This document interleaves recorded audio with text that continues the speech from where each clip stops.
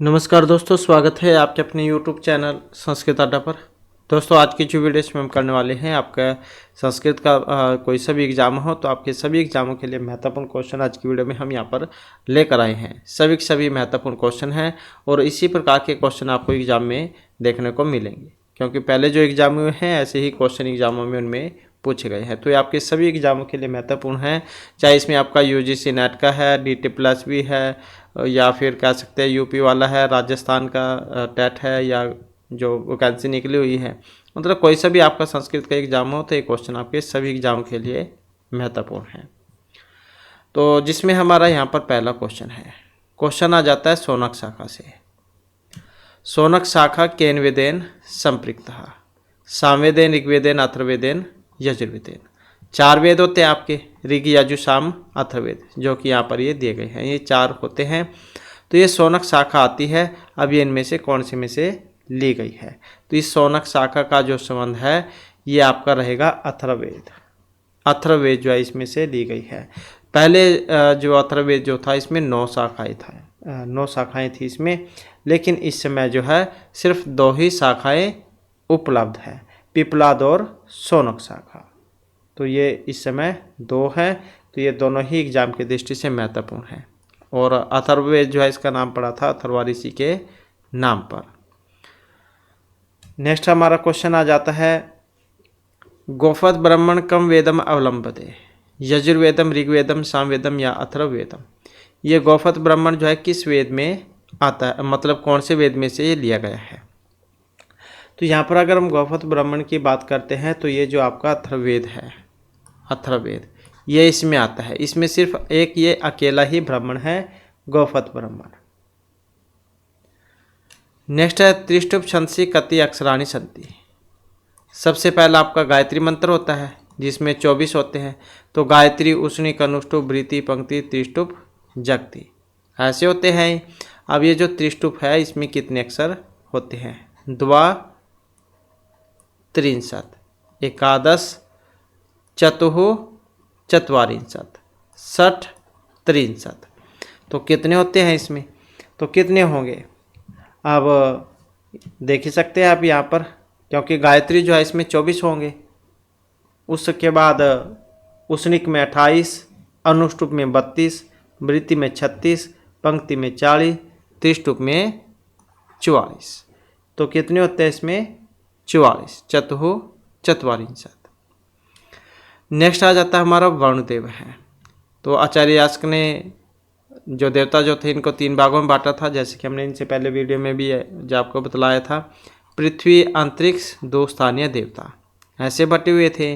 अब ये जो वरुण देवता है ये कौन से स्थान के देवता हैं? तो इसको अगर हम देखें तो इनको माना गया है 2 स्थानीय देवता।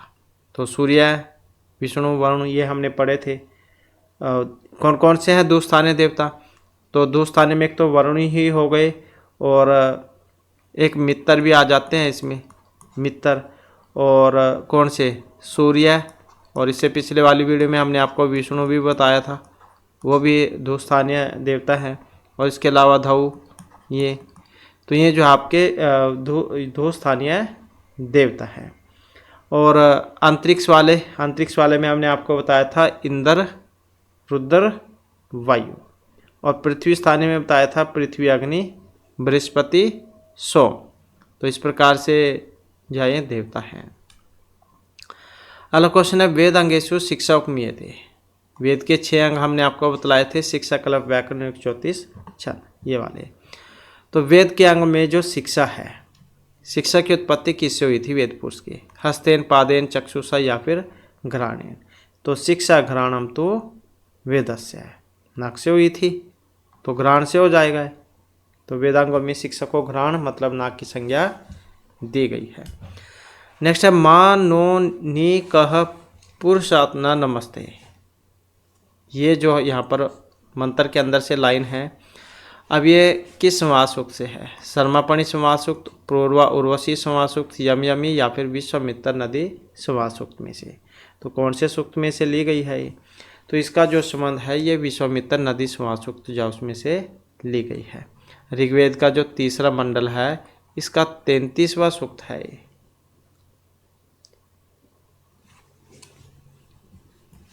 इसमें जो है विश्वामित्र ये नदी जो है इनसे रास्ता देने के लिए प्रार्थना करते हैं, क्योंकि इनको नदी पार करनी थी और जल ज़्यादा था, तो ये प्रार्थना करते हैं कि तुम अपना जो जल है वो नीचे कर लो। नेक्स्ट आ जाता है जलास। ये विशेषण है वरुणस्य, अश्विनोः, रुद्रस्य या फिर सोमस्य। तो जलास जो है यहाँ पर विशेषण है। अब किन का विशेषण है? जलास। ये तो जलास जो ये शब्द आया है यहाँ पर ये रुद्र का है।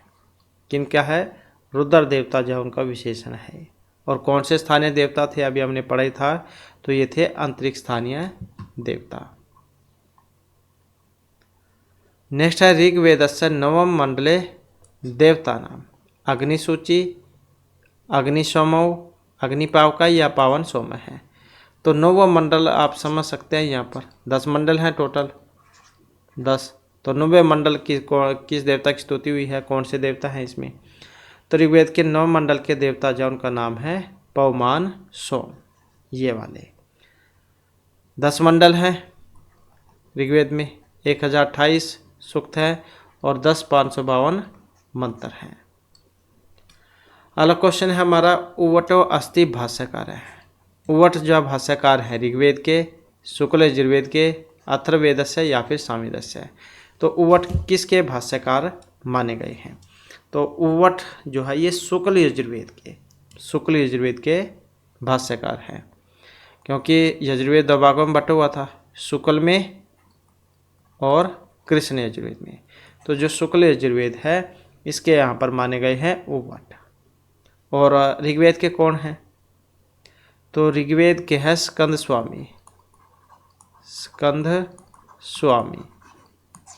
स्वामी जो है ये ऋग्वेद के भाष्यकार हो गए।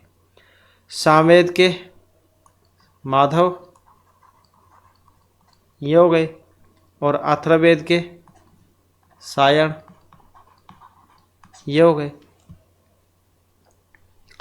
अगला क्वेश्चन है, सुनसेप उपाख्यानम सतपथ ऐत्रेय जैमिनीय या तांड्य।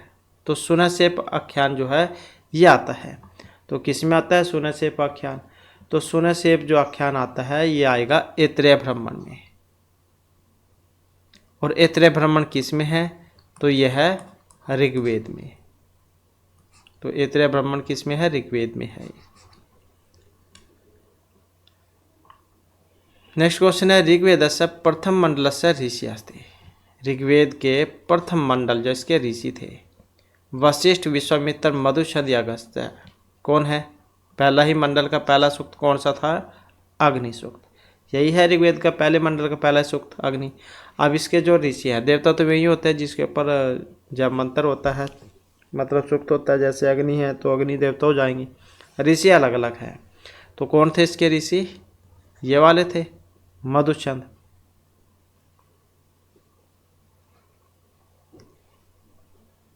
191 सूक्त है इसमें और 2006 मंत्र हैं। नेक्स्ट है भैष्य मंत्र लभ्य थे। अब ये मंत्र हैं, तो अथर्ववेदे, सामवेदे, यजुर्वेदे या फिर ऋग्वेदे। भैष्य मंत्र तो किस में है? अथर्ववेद में है। अथर्ववेद को लौकिक वेद की संज्ञा दी गई थी। पुरुषस्य स्वरूपम अपरिणामी परिणामी त्रिगुणात्मक है से क्रियम। कौन सा है पुरुष का स्वरूप? तो पुरुष का जो स्वरूप है वो त्रिगुणात्मक ये वाला है, इसका है अपरिणामी, ऑप्शन ए वाला। तो ऑप्शन ए वाला है इसका। त्रिगुणम विवेकी विषय है, सामान्यम चेतनम परशवधर्मी ही व्यक्तम तथा प्रधानम तद विपरीत तथा च पुमान। तो इस प्रकार से पुरुष का स्वरूप ये माना गया था। नेक्स्ट है पंच तन्मात्राणि कुतः प्रादुर्भवन्ति। पंच तन्मात्राएं, पंच तन्मात्राएं ये किससे उत्पन्न होती है? तो पंच तन्मात्राएं होती है अहंकार से। तो अहंकार से उत्पन्न होती है ये। कैवल्यम कस्मात् भवति? विवेक ख्याति, अनिर्वचनीय ख्याति, सत्ख्याति या फिर अख्याति ही। कैवल्य किससे होता है उत्पन्न? कैवल्यम कस्मात् भवति। तो कैवल्य जो है ये माना गया है विवेक ख्याति से। किससे है? विवेक ख्याति से। वैसे नहीं आप याद रख सकते हैं, इसको देख सकते हैं वाह, और यहाँ पर दूसरे नंबर पर वाह है, तो ऐसे आप इसको अपने साथ याद रख सकते हैं। तो कैवल्यम विवेक ख्याति। नेक्स्ट है सद असद्भ्याम निर्वर्चनीयम, ब्रह्मा जीवः ईश्वर या फिर अज्ञानम। तो सद असद भ्याम निर्वचनीयम की क्या है? तो इसको जो माना गया है अज्ञान, अज्ञान का क्वेश्चन भी आता है ये। अज्ञानम तो सद असद भ्याम निर्वचनम त्रिगुणात्मकम ज्ञान विरोधी भाव रूपम यद किंचित इति वदंती अहमग इत्यादि अनुभवात। तो इस प्रकार से जो है ये वेदांत सार में आता है ज्ञान का क्वेश्चन। तो ज्ञान के बारे में बतलाया गया था इसमें। नेक्स्ट है भूतानि कंसेभ्य ज्ञानेन्द्रियाणि उत्पदन्ते राजसेभ्य तामसेभ्य सात्विक या सर्वेभ्य। 3 गुण होते हैं, हमने इनसे पहले वाली वीडियो में भी बतलाया था, सत्व रज और तमोगुण। तो कौन से के बारे में है यहाँ पर ये? तो आकाश आदि जो पंचभूत है, पंचभूतों के सात्विक अंश से श्रोत्रादि पंच इंद्रियों की उत्पत्ति होती है। तो किससे? सात्विक से। तो सात्विक जो है यहाँ पर इसका सही आंसर होगा। नेक्स्ट क्वेश्चन है हमारा वेदांत सार मते लिंग शरीर घटकानि कति पंचदश षोडश सप्तदश या अष्टादश। तो लिंग शरीर की उत्पत्ति मानी गई है वेदांत सार के अनुसार। लिंग शरीर की उत्पत्ति कितने तत्वों से मानी गई है? तो ये घटक थे 17। कितने? सप्त 10। सप्त 10 में कौन कौन से थे? पंच तो इसमें ज्ञानेंद्रिय थी, पंच कर्मेंद्रिय थी, पंच वायु थी, और साथ में बुद्धि और मन, इनको मिलाकर जो है 17 ही हो जाते हैं। अज्ञाने कति गुण है? 2 3 4 या फिर 5। कितने थे अज्ञान में गुण? तो अज्ञान जो थे इसमें थे 3 गुण, तो इसमें 3। नेक्स्ट है न्याय शास्त्रे साचर्य नियम शब्देन की मुच्यते। ये क्वेश्चन भी आता है, साचर्य नियमो व्याप्ति ही, ये वाला, ये बहुत ज़्यादा एग्जाम में पूछा जाता है। तो साचर्य नियमो व्याप्ति ही। तो न्याय शास्त्र जो था इसमें साचर्य नियम से साचर्य नियम शब्द से व्याप्ति को बतलाया गया था। नेक्स्ट है इंद्रिया सन्निकर्ष कतिविध है? 5 षड सप्त या अष्टविध है। इंद्रियार्थ सन्निकर्ष है। अब ये सन्निकर्ष है, सन्निकर्ष होते हैं 6। सन्निकर्ष का क्वेश्चन है, तो क्या हो जाएगा? षड्विध है। तो 6 प्रकार का होता है। कौन कौन से 6 प्रकार? संयोग सन्निकर्ष, सुक्त समवाय सन्निकर्ष, सुक्त समवेत समवाय सन्निकर्ष, समवाय सन्निकर्ष, समवेत समवाय सन्निकर्ष, और विशेषण विशेष्य भाव सन्निकर्ष। तो ऐसे जो है ये 6 होते हैं।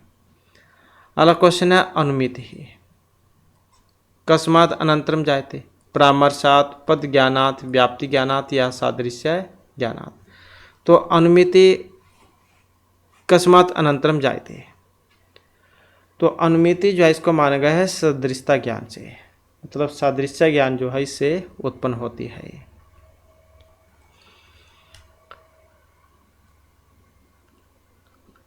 अगला क्वेश्चन है कारण का। यहाँ पर कारण कतिविधम, कारण होते हैं कितने या कौन कौन से? तो कारण का क्वेश्चन है ये, अगर आप इसको कंप्लीट पढ़ना चाहते हैं तो आपको पुरानी वाली जो वीडियो है उसमें कारण का क्वेश्चन मिल जाएगा ये, तो वहाँ पर इसकी विस्तारपूर्वक सही जो है उदाहरण के साथ व्याख्या बतलाई गई है। तो कारण जो है इसकी बात करें तो यह है त्रिविधम, 3 प्रकार के होते हैं, समवायी, असमवायी और निमित्त कारण। अगला क्वेश्चन है सदृश्य ज्ञान कर्णकम ज्ञानम किम प्रत्यक्षम अनुमिति शब्द बोध या उपमिति ही। सदृश्य ज्ञान कर्णकम ज्ञानम, तो इसमें अगर हम देखें तो क्या है ये? उपमिति। सदृश्य ज्ञान कर्णकम ज्ञानम उपमिति ही। नेक्स्ट है अधस्थान युग मानाम समचिन तालकाम चुनोत, तो इनका मिलान करना है। यहाँ पर सूत्र है और कौन सा क्या काम करता है वो यहाँ पर बतलाया गया है। तो जैसे गुण को ही लगा लो, गुण वाला कौन सा है? अधिक गुण से गुण संज्ञा होती है, आध गुण से गुण होता है। नदी संज्ञा कर्ण कौन सा है? ये वाला है, युष्तराख्यो नदी, ये वाला सूत्र है जो नदी संज्ञा करता है। और अचोन्त्यादि टी के द्वारा टी संज्ञा होती है, अलोन्त्याद पूर्व उपधा के द्वारा उपधा संज्ञा होती है। तो ऐसे इनका मिलान होगा। तो इस प्रकार से आप देख सकते हैं कौन सा बनेगा। नेक्स्ट आ जाता है तुलस्य प्रतनम किम भवति, उपधा स्वर्ण अपृक्त या वृद्धि। तो क्या होती है इसके? तुलस्य प्रतनम सवर्णम, ऐसे आता है सूत्र। तो जिन वर्णों का उच्चारण स्थान तथा प्रयत्न समान होता है तो उनकी होगी स्वर्ण संज्ञा, तुलस्य प्रयत्नम सवर्णम। तो जिन वर्णों का उच्चारण स्थान और प्रयत्न समान होगा तो उनकी स्वर्ण संज्ञा होगी। नेक्स्ट है एकाल प्रत्यय है। अब ये अपृक्तम है, विभाषा, गति या निष्ठा। अपृक्त एकाल क्या होता है? अपृक्त एकाल प्रत्यय है।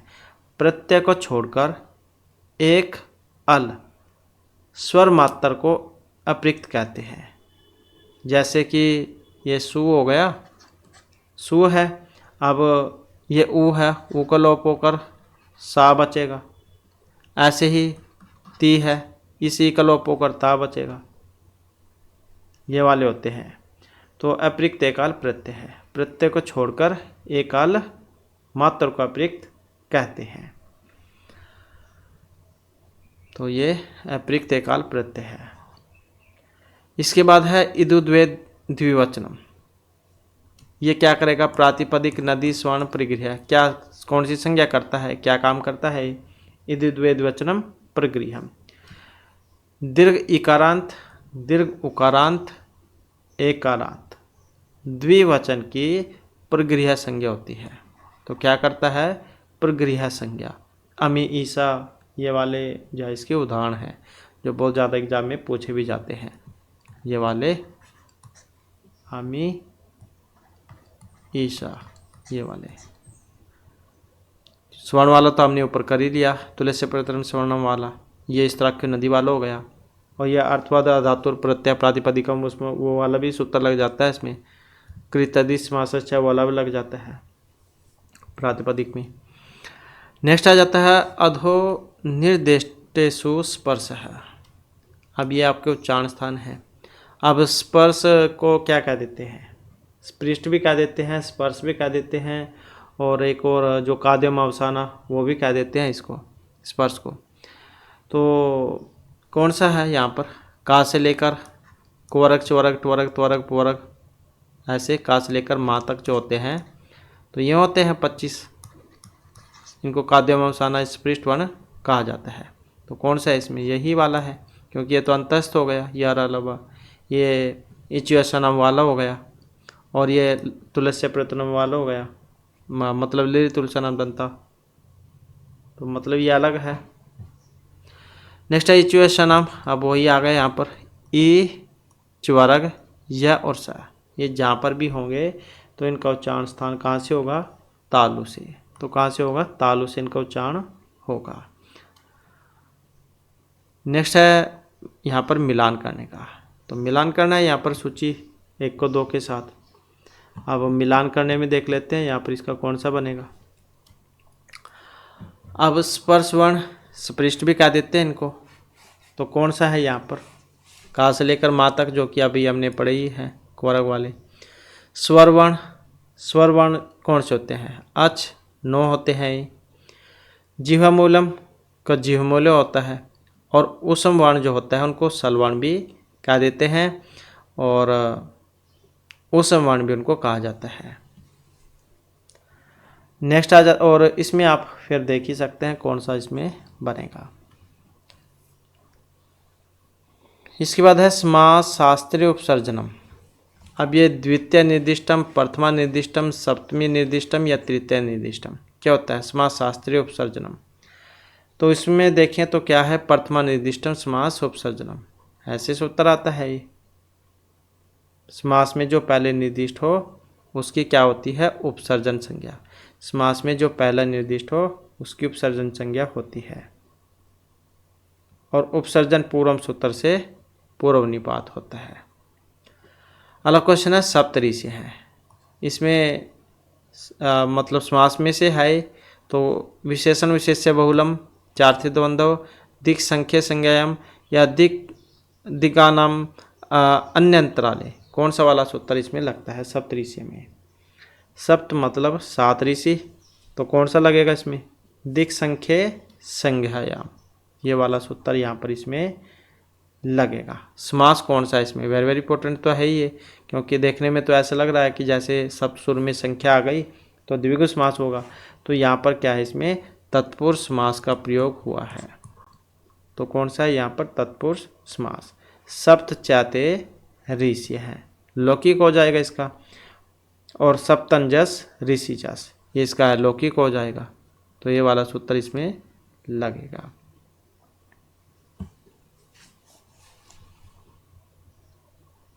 नेक्स्ट आ जाता है हमारा क्वेश्चन, तथा युक्तम च अनिप्सितम इति सूत्रस्य उदाहरणम, ये वाला सूत्र है कारक प्रकरण में से।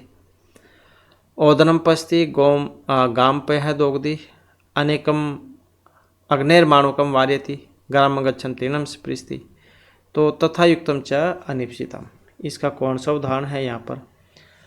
तो इसके उदाहरण की बात करें तो यही बनेगा इसमें ग्रामम गच्छन तीर्णम स्पृष्टि, क्योंकि कुछ काम ऐसे होते हैं जो न चाहते हुए भी अपने आप ही हो जाते हैं। तो जिस प्रकार इप्सित वस्तु की कर्म संज्ञा होती है, उसी प्रकार से अनिप्सित पदार्थ की भी कर्म संज्ञा होती है। तो ग्रामम गच्छन तीर्णम स्पृष्टि, तो ये इसका उदाहरण है। नेक्स्ट है संप्रदाने का विभक्ति, कौन सी होती है संप्रदान कारक में? तो संप्रदान कारक में चतुर्थी विभक्ति, चतुर्थी होती है। क्रमण यम अभिप्रैति से संप्रदानम, संप्रदान संज्ञा होगी, और चतुर्थी संप्रदान के द्वारा चतुर्थी विभक्ति। तो कर्ता दान क्रिया से जिसको संतुष्ट करना चाहता है उसकी होगी संप्रदान संज्ञा, दान क्रिया से जिसको संतुष्ट करना चाहता है। इसके बाद आ जाता है साधकतम, वेरी वेरी इंपॉर्टेंट है, बहुत ज़्यादा एग्जाम में ही आता है। कर्म कर्ता अधिकरण या कर्ण, क्या हो कौन सी संज्ञा होती है साधकतम? तो साधकतमम कर्णम, क्या होगा साधकतमम कर्णम, क्रिया की सिद्धि में जो सबसे ज़्यादा सहायता करेगा, क्रिया की सिद्धि में जो सबसे अधिक सहायक होगा उसकी कर्ण संज्ञा होगी। तो इतना आप याद रखिएगा। नेक्स्ट आ जाता है न तितिक्षा समम अस्ति साधनम, इदम वाक्यम अस्ति शिशुपाल वधे किरातोर्जन्यम बुद्ध चरित या मेघदूते, तो किस में आता है न तितिक्षा समम अस्ति साधनम? तो इसका जो संबंध है ये रहेगा ऑप्शन बी से, मतलब किरात अर्जुनियम जो है उसमें से लिया गया है। किरात अर्जुनियम किन के द्वारा रचित है? महर्षि भारवी के द्वारा। कितने सरक थे इसमें? 18। रस कौन सा था? लड़ाई झगड़े युद्ध का वर्णन है, तो वीर रस। तो अर्जुन नायक थे इसमें, और प्रतिनायक के रूप में किरात वेशधारी भगवान शिव, और भगवान शिव से अर्जुन कौन से अस्त्र की प्राप्ति करते हैं? पाशुपत अस्त्र की। नेक्स्ट है मृग्या अघाय न भूभृतम हंताम, इदम वाक्यम अस्ति नैसे चरित बुद्ध चरित किरातर्जन या रघुवंश से। तो मृग्या घाय न भूभृतम हंताम ये वाक्य है, तो कहाँ से लिया गया है? तो ये लिया गया है नैषधेय चरित में से। कहाँ से? नैषधेय चरित में से लिया गया है, और 22 सर्गों में है, वृत्ति के अंतर्गत आती है, क्योंकि मकाव्य जो हमेशा सर्गों में होगा, 22 सर्ग है इसमें। और ये जो लाइन की बात करें तो इसमें द्वितीय जो सर्ग है उसमें से है। 10वां श्लोक है, पढ़ना चाहते हैं तो आप पढ़ सकते हैं। अगला क्वेश्चन आ जाता है गंधर्व नगर लेख एव पश्यति एव नश्यति इदम वाक्यम अस्ति 10 कुमार चरिते मुद्र राक्षसे हास्यचरिते कादम्बिया। तो कहाँ से लिया गया है? गंधर्व नगर लेखा एव पश्यति एव नश्यति। तो इसका जो संबंध अगर हम देखते हैं तो ये कादम्बरी में से है। कादम्बरी की बात करें तो महर्षि भानुभट्ट के द्वारा रचित है। तो कादम्बरी का जो सुखनाश उपदेश जो पाठ है भाग, ये उसमें से है। इसमें सुखनाश जो है वो युवराज चंद्रपीड़ को राज्याभिषेक के समय लक्ष्मी के जो गुण दोष हैं उनको इसमें बताते हैं। नेक्स्ट है हर्षचरित से कर्ता अस्ति अशोघो श्रीहर्ष बाण यदंडी। कौन है हर्षचरित के रचयिता मतलब कर्ता कौन है इसमें, तो मिर्चीबान भट्ट ने लिखी थी ये राजा हर्षवर्धन जा उनके जीवन के ऊपर, क्योंकि उनके दरबारी कवि थे तो उनके जीवन के ऊपर जा इन्होंने हर्षित काव्य लिखा था। आख्यायिका जो है एक। इसके बाद है नेक्स्ट हमारा श्रिया दुरोपय कथम ईप्सितः भवेत्। ये वाक्य है सपनवास दत्त मुद्र राक्षस अभिज्ञान शकुंतले अमृत खटिके श्रिया दुरापय कथम ईप्सितः भवेत्। तो इसमें अगर हम देखते हैं तो ऑप्शन कौन सा बनेगा, सी वाला हो जाएगा अभिज्ञान शकुंतले, तो उसमें से है 7 अंक है इसमें और श्रृंगार रस है। नेक्स्ट क्वेश्चन रहेगा रत्नावली। अब क्या है, नाटक प्रकरण नाटिका या प्रकरणिका क्या है। तो जो राजा हर्षवर्धन जो थे उन्होंने 3 काव्य लिखे थे, रत्नावली नाटिका, प्रियदर्शी का नाटिका और नागानंद नाटक। तो ये क्या है, नाटिका है। नाटिका जो होती है हमेशा वो 4 अंकों में होती है। तो इसमें राजा जो थे वो उदयन थे और इसकी नायिका थी ये वाली रत्नावली। इसके बाद है गुणीभूत व्यंग्य काव्य प्रभेद। गुणीभूत व्यंग्य काव्य के भेद हैं 18, 15, 24, 36। कितने होते हैं गुणीभूत व्यंग्य काव्य के भेद, तो इसके होते हैं 8 प्रभेद, मतलब 8 प्रभेद इसके होते हैं।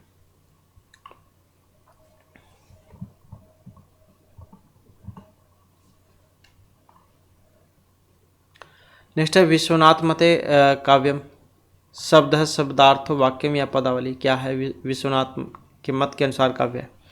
तो कौन सा काव्य का लक्षण बतलाया था इन्होंने, वाक्यम रसात्मकम काव्यम, वाक्यम रसात्मकम काव्यम, तो यही बतलाया था इन्होंने। तो रसात्मक वाक्य ही क्या है, काव्य है। साहित्य दर्पण अनुसार शांत रस से स्थायी भाव, सम निर्वेद विवेक या माया। क्या है, शांत रस का स्थायी भाव। तो साहित्य दर्पण के अनुसार शांत रस का जो स्थायी भाव है वो कौन सा है, ये वाला है सम। 9 रस होते हैं, उसमें सबसे लास्ट का था 9वें नंबर का शांत रस, ये श्रृंगार, हास्य, करुण, रौद्र, वीर, भयानक, विभत्स, अद्भुत, शांत रस। तो सबसे लास्ट का है और इसका ये हो जाएगा स्थायी भाव। तो वैसे तो 8 थे रस, लेकिन जो काव्य प्रकाशकार जो है मम्मट, इन्होंने शांत को 9 रस माना था। साहित्य दर्पण के अनुसार 8 हैं, लेकिन आचार्य मम्मट ने शांत को 9 माना था। इसके बाद है गणिका नायिका भवती नाटके प्रकरणे भागे समकारे। किस में होती है गणिका नायिका। अब गणिका जो होती है ये किस में होगी, प्रकरण में होगी, प्रकरण में होगी, जो कि बी में है यहाँ पर। जैसे ये मृच्छकटिकम है, रूपक का दूसरा वेद प्रकरणी तो है ये, और कितने हैं इसमें 10 अंक होते हैं इसमें। तो इसकी नायिका वसंत सेना जो है वो एक प्रसिद्ध गणिका है। नेक्स्ट क्वेश्चन है हमारा नाटके नायिका भवती। अब नाटक जो है इसमें नायक होता है, 4 प्रकार के नायक होते हैं। तो किस प्रकार का नायक जाओ आपको नाटक में देखने को मिलेगा। तो नाटक जो होता है उसमें धीरोदात्त कोटि का नायक होता है। कौन सा, ये वाला धीरोदात्त कोटि का। जैसे कि ये उत्तरामचरित में राम आए थे और अभिज्ञान शकुंतला में राजा दुष्यंत है। तो ये सारे इसी श्रेणी के हैं, धीरोदात्त श्रेणी के हैं।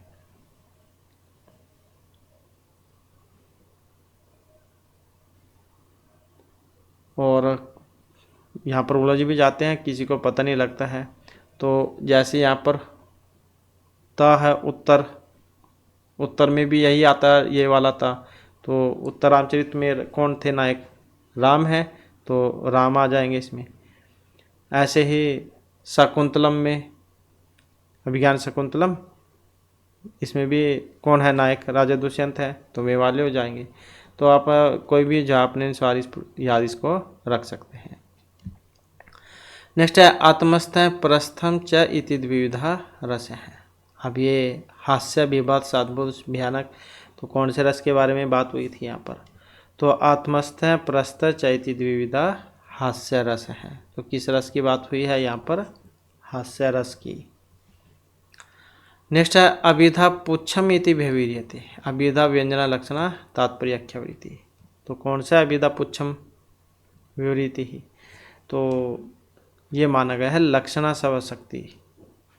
लक्षणा जो है इसको लक्षणा सब शक्ति अभिधा पुच्छ भूता भवति।